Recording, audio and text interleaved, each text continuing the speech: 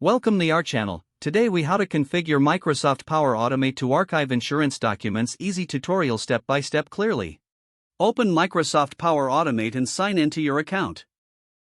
Click on Create in the left sidebar to start a new flow.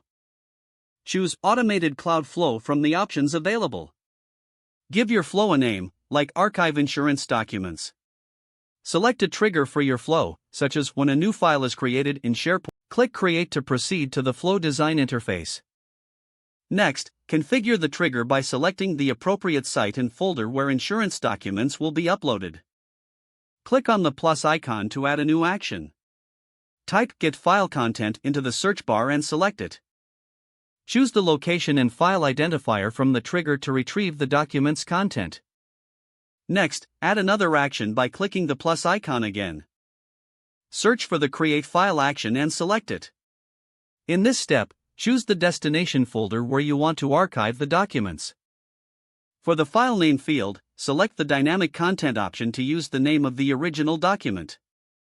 For the File Content field, choose the content from the previous action. This step ensures that the file is created correctly in the archive location. Once all actions are set up, click Save in the top right corner. Run a test by uploading a sample insurance document to see if it archives properly. Monitor the flow's execution in the My Flows section to verify its success. If needed, adjust the trigger or actions based on the results of the test. Once completed, your flow will automatically archive any new insurance documents added to the designated folder. If the page does not load, refresh the browser or try again in a private or incognito window. Make sure you are using the correct email address, then retype it carefully to avoid small typos. If your password is not accepted, use the reset option and create a new strong password you can remember.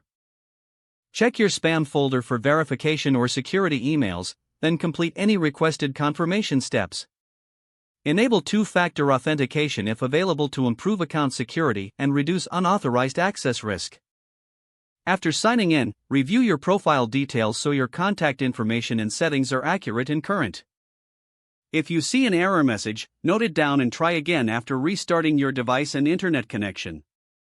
Log out when you finish, especially on shared devices, to keep your account and payment information secure. Don't forget to like this video and subscribe to our channel for more step-by-step tech guides.